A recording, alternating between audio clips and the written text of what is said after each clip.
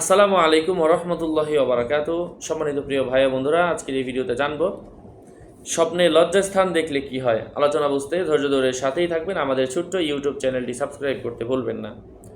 লজ্জাস্থানের কিছু অংশ বা পূর্ণ অংশ খুলে যেতে যদি কেউ দেখে, তাহলে যে পরিমাণ খুলে যেতে দেখবে সেই পরিমাণ তার মানহানি, তার সম্মানহানি, তার অসম্মানের আলামত বুঝতে হবে।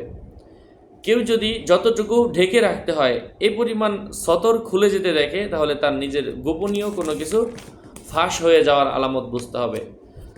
স্বপ্নে যদি কোনো লোক ধর্ম বিষয় বা ধর্মকাজ সম্পর্কে চিন্তা ভাবনা করতে দেখে, তবে সে ধর্মে সৎ কাজে ওই পর্যন্ত পৌঁছাতে পারবে যে পরিমাণ সে কাপড় খুলতে দেখেছে। যদি কোনো পাপ বা অসৎ কাজে চিন্তামগ্ন ব্যক্তি যদি কেউ শহরে বা মসজিদের মধ্যে কাপড় খুলে ফেলতে দেখে, সে নিজে তিরস্কারিত হওয়ার আলামত এবং বিপদগ্রস্ত হওয়ার আলামত এবং অসুস্থ হওয়ার আলামত।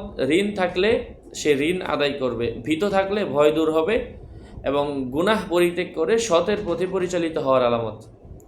আর যদি স্বপ্নের কেউ যদি শরীরে মোটেও কোনো কাপড় না দেখে, তবে তার আশা নিরাশায় পরিণত হবে এবং সরকারের কাছ থেকে, তার সরকারি চাকরি থেকে থাকলে পদচ্যুত হবে। কেউ যদি নিজেকে বিবস্ত্র দেখে, তবে যেখানে দেখেছে সেখানে তার শত্রু রয়েছে এবং সে তাদের উপর জয়ী হবে। আর যদি তার সতর খোলা না থাকে, তবে সে তাদের উপর বিজয় হতে পাবে। আশা করছি বুঝতে পেরেছেন। আরও আপডেট পেতে আমার সাথেই থাকবেন। আমার পেজ এবং আমার আইডি লিঙ্ক আমার ভেরিফাইড চ্যানেলের ডিসক্রিপশন বক্সে দেওয়া। এর বাইরে অন্য কোনো পেজ নেই, আইডি নেই, সাবধান। আমার নাম আর ছবি থাকলে ওইটা আমি না, প্রত্যেকটা ভিডিওতে আমি সাবধান করি, সতর্ক করি।